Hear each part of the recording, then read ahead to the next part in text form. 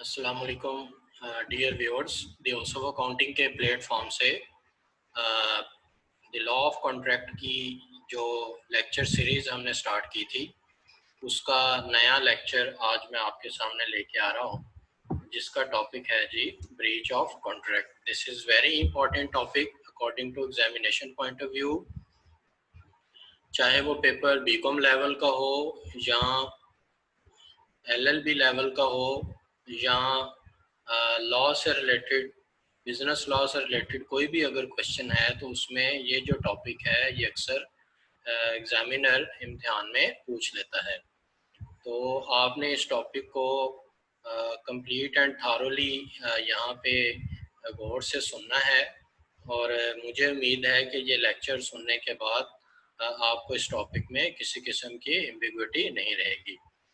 यहाँ पे मैं आपसे रिक्वेस्ट करूँगा कि अगर आपने मेरे पहले लेक्चर लॉ ऑफ कॉन्ट्रैक्ट के नहीं सुने तो आप मेरे पहले वो लेक्चर सुन लें, ताकि कनेक्टिविटी के ज़रिए जब आप किसी भी सब्जेक्ट को पढ़ते हैं तो आपको उसको समझने में कोई प्रॉब्लम नहीं होती।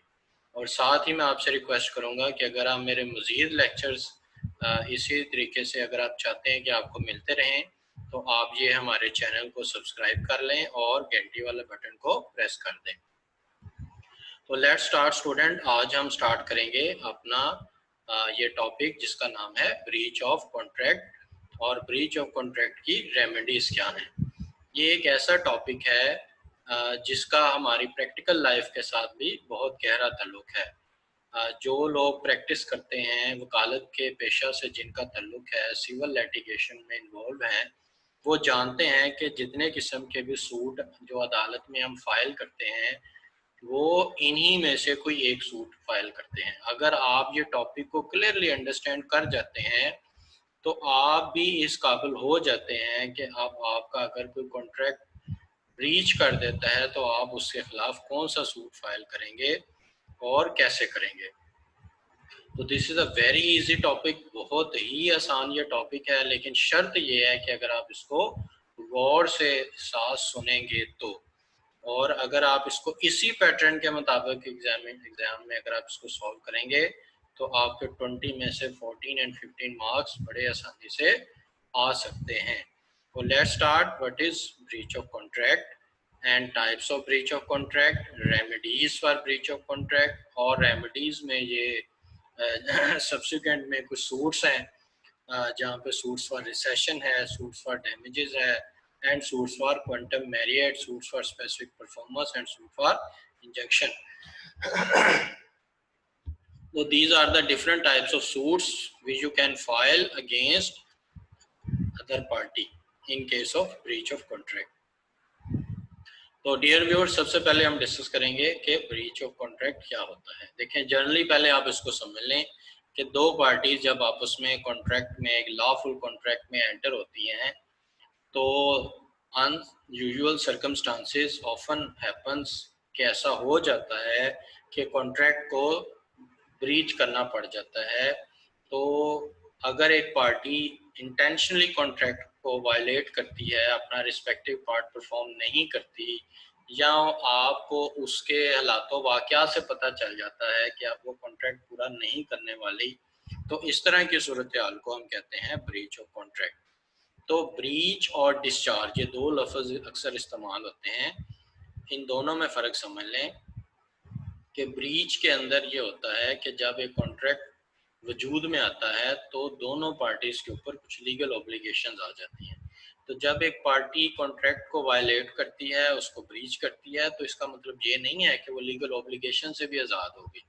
तो legal obligations are yet pending on the guilty party, तो इसको कहते हैं ब्रीच ऑफ कॉन्ट्रैक्ट। लेकिन अगर कॉन्ट्रैक्ट इस तरीके से ब्रीच हुआ है, इस तरीके से ख़त्म हुआ है कि किसी के ऊपर कोई लीगल ऑब्लिगेशंस बाकी ना रहें, तो उसे हम कहते हैं discharge of contract. Discharge of contract के ऊपर भी एक 20 मार्क्स का कंप्लीट क्वेश्चन है, वो भी मैं नेक्स्ट लेक्चर सीरीज में यहाँ पे अपलोड करूँगा। तो let's start. We will define first that what is breach of contract. तो ब्रीच ऑफ कॉन्ट्रैक्ट क्या है? Breach of contract occurs if any party refuses और fails to perform is part of the contract. जब कोई एक party या दोनों में से कोई एक अपने हिस्से का एग्रीमेंट हिस्सा परफॉर्म करने से इनकार कर देती है तो उसे हम क्या कहेंगे, ब्रीच ऑफ कॉन्ट्रैक्ट। तो एक जो पार्टी ब्रीच करेगी उसको गिल्टी पार्टी कहेंगे, और जिसको नुकसान पहुंचा है उसको अग्रीव पार्टी कहेंगे। तो एग्जांपल इसकी कोई भी हो सकती है, जिस तरह आपने गाड़ी खरीदनी थी, आपने जो है वो पेमेंट कर दी, लेकिन दूसरी पार्टी अब आपको गाड़ी डिलीवर नहीं कर रही और उसने अगर रिफ्यूज कर दिया, if he has flatly refuse to deliver car, तो then it is breach of contract. तो ब्रीच ऑफ कॉन्ट्रैक्ट में राइज इन टू वे, दो तरीकों से ब्रीच ऑफ कॉन्ट्रैक्ट हो सकता है। Number 1 anticipatory breach, number 2 actual breach. तो एंटिसिपेटरी ब्रीच क्या है? एंटिसिपेटरी ब्रीच का मतलब होता है बिफोर द फिक्स टाइम, यानी कि इसको आप समझ लें कि एंटिसिपेटरी ब्रीच एक ऐसी ब्रीच है, अभी उसका ड्यू टाइम नहीं आया, लेकिन उस ड्यू टाइम से पहले पहले ही अगर एक पार्टी बोल के या लिख के या विदाउट एनी वोकल या रिटन इंफॉर्मेशन या अपने कंडक्ट से ये शो करवा देती है कि जी वो कॉन्ट्रैक्ट को परफॉर्म नहीं करने वाला, तो इसको क्या कहेंगे, एंटिसिपेटरी ब्रीच। मिसाल के तौर पे अब आपने किसी को गाड़ी डिलीवर की 5 लाख रुपए की, उसने आपको 2 लाख रुपए दिया, गाड़ी ले ली और वो गाड़ी लेके फरार हो जाता है। तो अब जारी बात है उसके कंडक्ट से आपको पता चल गया है कि इसने कॉन्ट्रैक्ट को पूरा नहीं करना। तो अभी तो 3 लाख की पेमेंट में अभी तो 3 माह बाकी थे, तो क्या होगा? तो डेफिनेटली उसका कंडक्ट आपको बता रहा है कि जी वो आपके साथ फ्रॉड कर गया है, तो लिहाजा इसको एंटिसिपेटरी ब्रीच कहेंगे। मैं इसको दोबारा रिवाइज कर देता हूँ। बिफोर द ड्यू डेट, जब आपको एक पार्टी के कंडक्ट से ये पता चल जाए that he is not willing to perform his respective part of obligation, then it is called anticipatory breach. या एक तीसरा बंदा आपको बता देता है कि जी मैंने सुना है कि वो उसने मुझे कहा है कि वो बकाया पैसे नहीं देगा गाड़ी के, तो ये भी एंटिसिपेटरी ब्रीच के सेंस में आता है। तो आप बजाय कि वेट करें ड्यू डेट का, आप पहले ही उसके खिलाफ आप लीगल एक्शन ले सकते हैं। और उसके बाद है जी हमारे पास एंटिसिपेटरी ब्रीच के बाद एक्चुअल ब्रीच। एक्चुअल ब्रीच को हम दो तरीकों से डिफाइन कर सकते हैं। नंबर 1 है on due date of performance and during the course of performance. तो दोनों तरीकों से आप एक्चुअल ब्रीच को देख सकते हैं। On due date of performance यानी कि जब ड्यू डेट आई, आप पैसे लेने गए तो पता चला कि जनाब वो तो शख्स पैसे देने के लिए ही आपको एग्री नहीं है, या वो बंदा इस वक्त घर पे ही मौजूद नहीं है, तो पता चला कि तो घर छोड़ के जा चुका है, इसको क्या कहेंगे, on the due date of performance actual breach होगी। And during the course of performance, during the course of performance इसमें यह हुआ कि अगर एक पार्टी आधा कॉन्ट्रैक्ट परफॉर्म कर देती है या कुछ हिस्सा परफॉर्म कर देती है और बाकी हिस्सा परफॉर्म करने से इनकार कर देती है, तो उसे क्या कहेंगे, during the course of performance.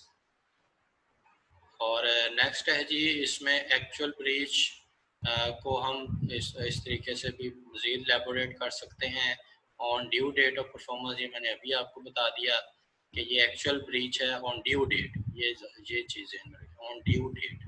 Due date जो उसकी एंड ड्यू डेट थी, जिसके ऊपर एंडिंग डेट थी, उस डेट के ऊपर एक कॉन्ट्रैक्ट अगर मुकम्मल नहीं हुआ तो उसे क्या कहेंगे, एक्चुअल ब्रीच। और during the course of performance mean के उसका कुछ हिस्सा उसने परफॉर्म किया है, आधा किया है 75, बाकी अभी रहता था और उसने वो परफॉर्म करने से इनकार कर दिया, तो उसे क्या कहेंगे, during the course of performance actual breach हो चुकी है। अब है जी हमारे पास रेमेडीज क्या है। देखिए रेमेडीज का मतलब दाद रसी होता है। अगर हम उसको उर्दू में देखें तो आप रेमेडी अगर अवेल करना चाहते हैं तो रेमेडी अवेल करने का जो चैनल है वो है कॉम्पिटेंट कोर्ट ऑफ लॉ। हमारा जो जुडिशियल सिस्टम है उसमें कोर्ट्स हैं, सिविल कोर्ट्स हैं। आप सिविल कोर्ट में जाते हैं, आप गिल्टी पार्टी के खिलाफ सूट फाइल करते हैं और अपनी रेमेडी आप वहाँ से हासिल कर लेते हैं। तो यहाँ पे भी हम यही आपको बता रहे हैं कि legal remedies a court order. असल में ये कोर्ट ऑर्डर होता है that seeks to uphold a person right और to redress the breach of law. तो इसमें लोगों के राइट्स को एड्रेस किया जाता है, रिड्रेस किया जाता है, जो उन्होंने लॉ को वायलेट किया होता है। तो अगेन आप सुन लें कि ब्रीच ऑफ कॉन्ट्रैक्टरी रेमेडी आपको कॉम्पिटेंट कोर्ट ऑफ लॉ से मिलेगी। अब ये नहीं हो सकता कि आप खुद आप 5-10 बंदे अगर आप इकट्ठे करें और दूसरे के घर चले जाएं और उसको प्रेशराइज करना शुरू कर दें, उसको कॉन्सिक्वेंसेस, बैड कॉन्सिक्वेंसेस को आप थ्रेट्स दें कि जनाब मैं आपके खिलाफ ये कर दूंगा, मैं वो कर दूंगा, मैं कत्ल कर दूंगा, मैं जनाब आपको किडनैप कर लूँगा, मेरा कॉन्ट्रैक्ट पूरा करो, मेरी आप जनाब ये गाड़ी डिलीवर, आप इस तरह का कोई भी आप एक्शन परफॉर्म नहीं कर सकते। You are not allowed to take law into your hand. तो आपने जो भी रेमेडी लेनी है, you will approach to a court. आप कोर्ट जाएंगे, वहाँ सूट फाइल करेंगे, देन कोर्ट विल डिटरमिन कि आपको किस तरीके से रेमेडी उसने डिलीवर करनी है। तो you have only right to approach the court. तो नॉन ब्रीचिंग पार्टी के खिलाफ आप सूट फाइल कर सकते हैं। इसमें जो लॉयर होते हैं वो आपको बेहतर गाइड कर देते हैं, लेकिन अगर आप चूंकि ये खुद टॉपिक को पढ़ रहे हैं तो आप खुद जाके बता सकते हैं जी मुझे ये वाली रेमेडी चाहिए, क्योंकि इस टॉपिक को पढ़ने के बाद आप इस काबिल हो जाएंगे कि आप जिस टाइप की भी रेमेडी आप हासिल करना चाहते हैं तो आप इजीली वो रेमेडी अचीव कर सकते हैं। तो देखते हैं जी कौन कौन सी रेमेडीज हैं। तो यहाँ पे है जी टाइप्स ऑफ रेमेडीज, जिसमें सबसे पहले जी suit for rescission, suit for damages, suit for quantum meruit, suit for specific performance and suit for an injunction. अब हम इसको वन बाय वन डिस्कस करेंगे। सबसे पहले जी सूट फॉर रिसेशन। रिसेशन का मतलब होता है जी कैंसलेशन, ये आप जहन में रखें, यानी कि सूट को कैंसिल करवाना। देखें इसको पहले जनरली आप समझ लें, क्योंकि जब तक आपको इसका कंसेप्ट क्लियर नहीं होगा आप इसको बेटर वे से अंडरस्टैंड नहीं कर सकते। देखिए मैंने पहले भी आपसे एक बात की है कि जब एक कॉन्ट्रैक्ट ब्रीच होता है तो दोनों के ऊपर कुछ लीगल ऑब्लिगेशंस थी। मिसाल के तौर पे आपने 5 लाख दे दिया गाड़ी के लेने के बदले में, वो 5 लाख उसने ले ली है लेकिन गाड़ी नहीं दी। तो अब अगर वो कहता है जाओ मैंने नहीं गाड़ी देनी, तो क्या लॉ उसको बरेजिमा कर देगा ये अल्फाज कहने से? नो। जो लीगल ऑब्लिगेशन है गाड़ी डिलीवर करने की वो still is pending upon the guilty party या नॉन ब्रीचिंग पार्टी। तो अगर इस सेंस में एक पार्टी आपको गाड़ी डिलीवर नहीं कर रही तो उसने कॉन्ट्रैक्ट को ब्रीच कर दिया है, तो अब आप क्या करेंगे? तो यहाँ पे आपके पास एक ऑप्शन है सूट फॉर रिसेशन। एक suit for recession mean cancellation of contract.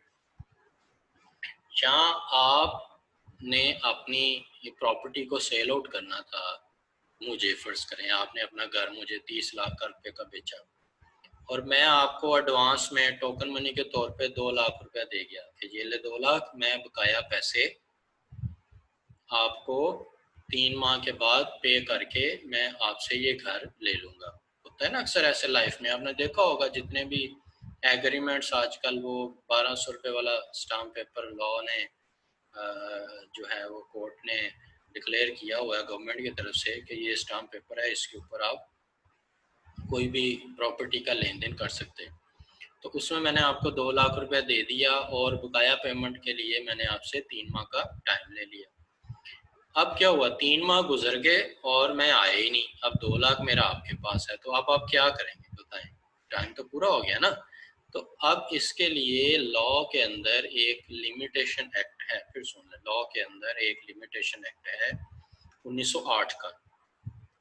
उसके मुताबिक ये है कि 3 साल के अंदर अंदर कोई भी पार्टी कोर्ट में आके वो अपना राइट इन्फोर्स कर सकती है। अब अगर आपके पास 2 ऑप्शन है, आप या तो घर बैठ जाए चुप करके, या दूसरा तरीका आप कोर्ट में आए और वो सूट आप कैंसिल करवा लें ताकि जो 3 साल का पीरियड है वो खत्म हो जाए लिमिटेशन का। अगर आप घर बैठ जाएंगे तो मेरे पास तो 3 साल पड़े हुए हैं, मैं तो 3 सालों में कभी भी कोर्ट में जाके वो दोबारा उस कॉन्ट्रैक्ट को इन्फोर्स करवा सकता हूँ। लेकिन अगर आप चाहते हैं कि आप लीगल ऑब्लिगेशन से आपकी जान छूट जाए तो अब आपको क्या करना पड़ेगा, आप कोर्ट में आएंगे, आप सूट फॉर रिसेशन फाइल करेंगे। उस सूट फॉर रिसेशन के बदले में अदालत वो कॉन्ट्रैक्ट कैंसिल कर देगी। तो अब मेरे पास जो टाइम पीरियड है 3 साल का वो खत्म हो जाएगा, तो मैं अब आपके खिलाफ कभी भी सूट फाइल नहीं कर सकता, ना ही मैं कोई डैमेजेस या इस तरह का कोई केस फाइल कर सकता हूँ। क्लियर है जी? In such cases, if one party has broken his contractual relations, the other party may treat the breach as discharge and refuses to perform his part of performance. तो यहाँ तक आपको clear हो गया होगा। उसके बाद है जी अंडर फॉलोइंग केसेस कोर्ट में रिफ्यूज टू ग्रांट रिसेशन। ये कुछ टर्म्स हैं जी, कंडीशंस हैं जिसमें कोर्ट जो है वो कॉन्ट्रैक्ट को कैंसिल नहीं करती। जिसमें पहली है जहाँ पे party can not be restored to the original position. अगर अदालत को ये डर हो कि मैंने कॉन्ट्रैक्ट कैंसिल कर दिया, ये तो दोबारा ये ओरिजिनल कंडीशन नहीं बन सकती। डॉक्टर ने जिस तरह ऑपरेट करना था और वो ड्यू डेट आ चुकी है, पेशेंट सीरियस है, तो अब अदालत में अगर एक पार्टी चले जाती है डॉक्टर के जी मैं अब इसका ट्रीटमेंट नहीं करूँगा, तो अब यहाँ पे कोर्ट उसको रिसाइन नहीं करेगी, कोर्ट में भी उसको ऑर्डर करे कि जी आप इसको कंप्लीट कर दें। तो डिफरेंट सर्कमस्टांसेस यहाँ पे बन सकते हैं। और इसके अलावा भी टर्म्स एंड कंडीशन है जहाँ पे the party has acquired right in good faith and value during. अगर उसने कुछ वैल्यू मींस 99% वो एक चीज़ अचीव कर चुका हुआ है वैल्यू, या 90%, तो कोर्ट यहाँ पे भी रिसाइन नहीं करेगी, बल्कि वो ऑर्डर करेगी कि आप दूसरी पार्टी को कुछ ना कुछ पे कर दें, फिर मैं इसको रिसाइन कर दूंगा। Only a part of the contract is rescinded and this part can not be separated from rest of the contract. तो ये भी नहीं हो सकता कि एक कंप्लीट कॉन्ट्रैक्ट में से कुछ हिस्सा कैंसिल कर दिया जाए और बाकी हिस्सा कहा जाए कि आप फुलफिल करें। But if a person rightfully rescinded it, he is entitled to compensation for any damages which he has sustained through non-fulfillment। तो अगर वो rightfully resigned हुआ है तो फिर वो साथ इसके damages भी claim कर सकता है। फिर भी इन टॉपिक्स में कोई प्रॉब्लम हो, आप इन सब स्लाइड्स के स्क्रीनशॉट ले लें और आप मुझसे कोई भी इसके बारे में क्वेश्चन कर सकते हैं। यहाँ पे देखें ये एग्जाम्पल क्या है। A contracts to supply 10 kg of tea leaves for ₹8,000 to B on 15 June। ए ने कॉन्ट्रैक्ट किया कि मैं आपको 10 kg चाय जो है वो 8,000 में बी को सप्लाई करूंगा 15 जून को। If A does not supply the tea leaves on the appointed day, तो अगर उसने उस डे के ऊपर आपको टी सप्लाई नहीं की तो बी को भी जरूरत नहीं है, बी नीड नॉट टू पे द प्राइस, उसको भी जरूरत नहीं है कि वो पैसे अदा करे। B may treat the contract as rescinded. अब बी कोर्ट में जाके उस कॉन्ट्रैक्ट को खत्म भी करवा सकता है and may sit quietly at home. तो वो चुप करके घर भी बैठ सकता है। नॉर्मली तौर पे जब बहुत बड़ी अमाउंट इन्वॉल्व होती है तो फिर लोग अदालत में आ जाते हैं उसको रिसाइंड करवाने, कैंसिल करवाने के लिए। लेकिन अगर थोड़े से पैसे हो 4,000, 5,000, 10,000, तो उसके लिए लोग कहते हैं चलो जी उसने इस डेट पे हमें कौन सी चीज़ें दी हैं तो हम कौन सा पैसे पे कर दें। तो इस सूरत में आप उसके खिलाफ सूट फाइल नहीं भी कर सकते, लेकिन कर भी सकते हैं। It doesn't matter, it depends upon the agreed party. Okay जी, तो नेक्स्ट है जी सूट फॉर डैमेजेस। डैमेजेस को आप यहाँ पे समझ लें कि डैमेजेस क्या होते हैं। Damages are monetary compensation allowed to the injured party for the loss और injury suffered by him as a result of the breach of contract. तो डैमेजेस को आप मॉनेटरी कंपनसेशन कहें, यानी कि अदालत पैसों की सूरत में कुछ ना कुछ कंपनसेट कर देती है किसको, अग्रीव पार्टी को, जिसका कुछ नुकसान हुआ है, उसको हम कहते हैं सूट फॉर डैमेजेस। इसमें आपके सूट का टाइटल ही ये होता है कि मुझे ना तो कॉन्ट्रैक्ट को कैंसिल करवाना है और ना ही परफॉर्म करवाना है, बल्कि मेरा जो नुकसान हुआ है ये बंदा मेरा वो नुकसान पूरा कर दे। ठीक है जी, तो उसको कहते हैं सूट फॉर डैमेजेस। तो रूल्स ऑफ डैमेजेस क्या है कि यू नो दैट कि जब भी कोई कॉन्ट्रैक्ट होता है तो उसमें ये एक नेचुरल सी बात होती है कि कुछ ना कुछ मॉनेटरी फॉर्म के अंदर कंसिडरेशन इन्वॉल्व होती है। तो अगर वो नहीं मिलेगी तो डेफिनेटली जो है वो उसको डैमेजेस होंगे। तो अग्रीव पार्टी को कुछ ना कुछ लॉस हुआ होगा, have suffered damages by breach of contract. Damages are awarded to compensate the loss caused by party but not to punish the party at default for the breach of contract। ये इसका rule ज़हन में रखें कि damages का मकसद क्या होता है कि जस्ट कंपनसेट करना है, ना कि पेनल्टी इम्पोज करना है। तो आपने अग्रीव पार्टी जिसका कोई नुकसान हुआ है उसको कंपनसेट करने के लिए गिल्टी पार्टी से कुछ ना कुछ पैसे लेके आप अग्री पार्टी को दे देंगे, तो इसको हम क्या कहेंगे, rule for damages. And amount of damages can be decided at the time of agreement by mutual consent और बोथ ऑफ द पार्टीज। तो ये भी आप पहले से भी तय कर सकते हैं। मिसाल के तौर पे दोनों पार्टीज में ये तय हुआ कि अगर हम दोनों में से कोई एक शख्स कॉन्ट्रैक्ट को परफॉर्म नहीं करेगा तो वो 5 लाख रुपया डैमेजेस पे करेगा, तो ये भी हो सकता है। This is also established rule. There are 8 type of damages.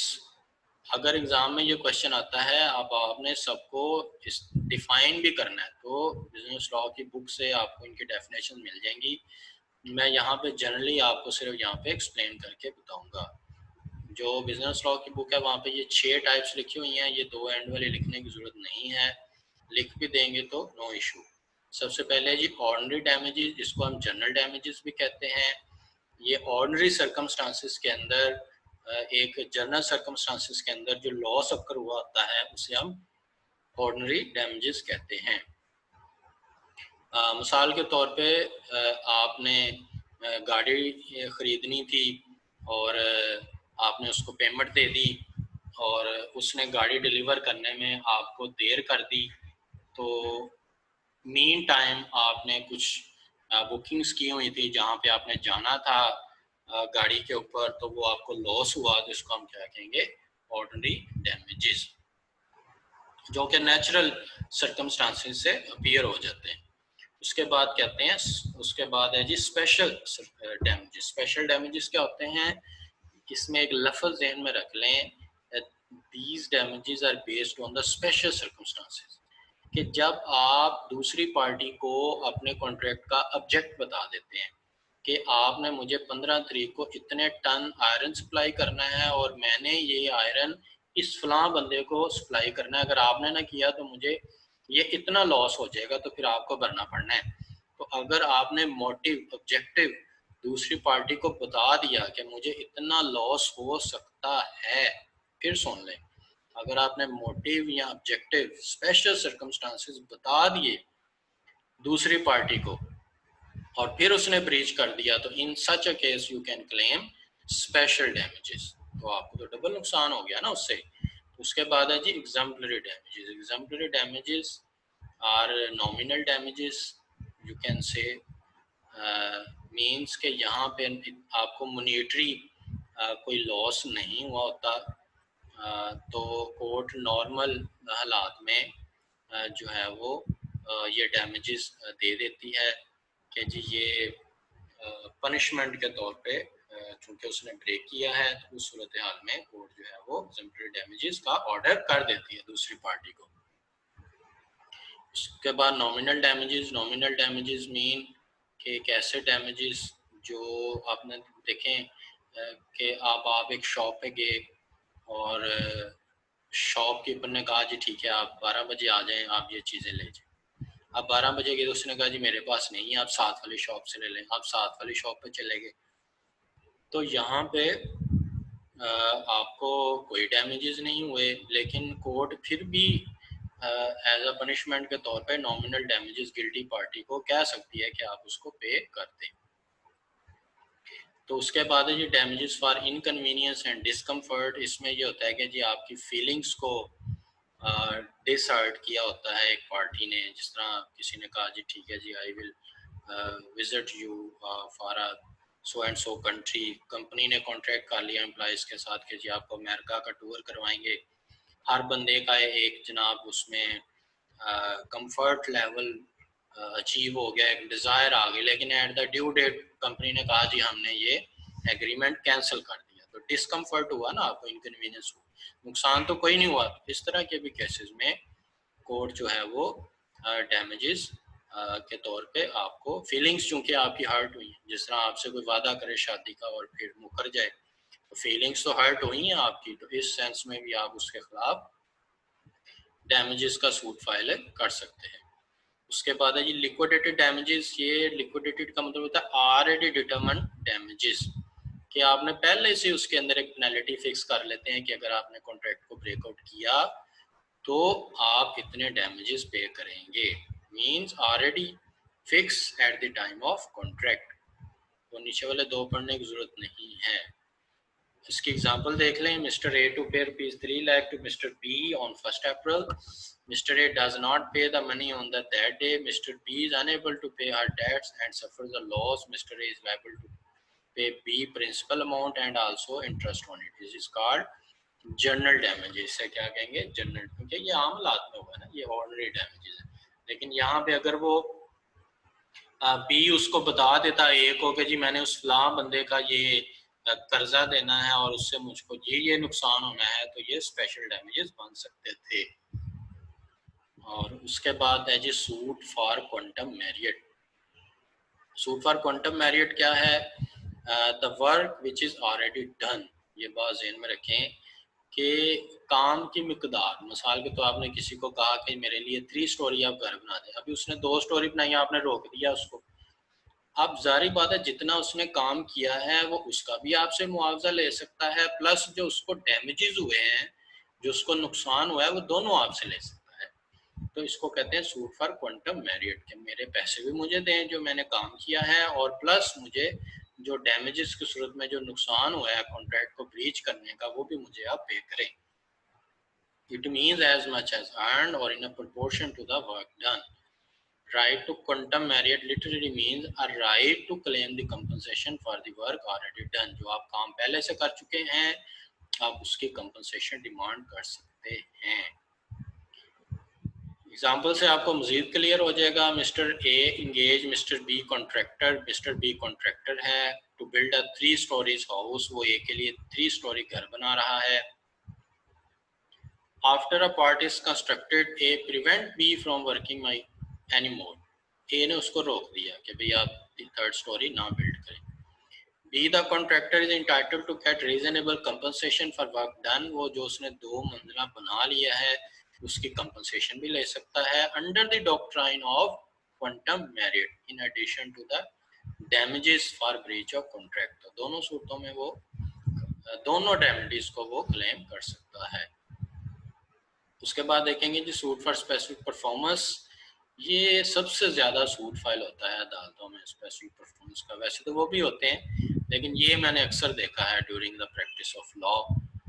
चूँकि मैंने भी लॉ किया, फिर प्रैक्टिस भी की 6-7 साल, तो उसमें मैंने ये देखा कि ये काफ़ी बार जो है ये सूट फाइल होता रहता है कोर्ट्स में। इसका मतलब होता है कि जिस तरह आपने 2 लाख रुपए मुझसे ले लिए और फिर मैं पैसे लेके आपके पास जाता रहा कि मुझे घर आप मेरे नाम पे लगवाएं, आप मुकर गए बाद से, तो लिमिटेशन पीरियड है 3 साल का। 3 साल के अंदर अंदर मैं कभी भी आपके खिलाफ सूट फॉर स्पेसिफिक परफॉर्मेंस कर सकता हूँ कि जी आप अपने हिस्से का सूट परफॉर्म करें, कॉन्ट्रैक्ट परफॉर्म करें।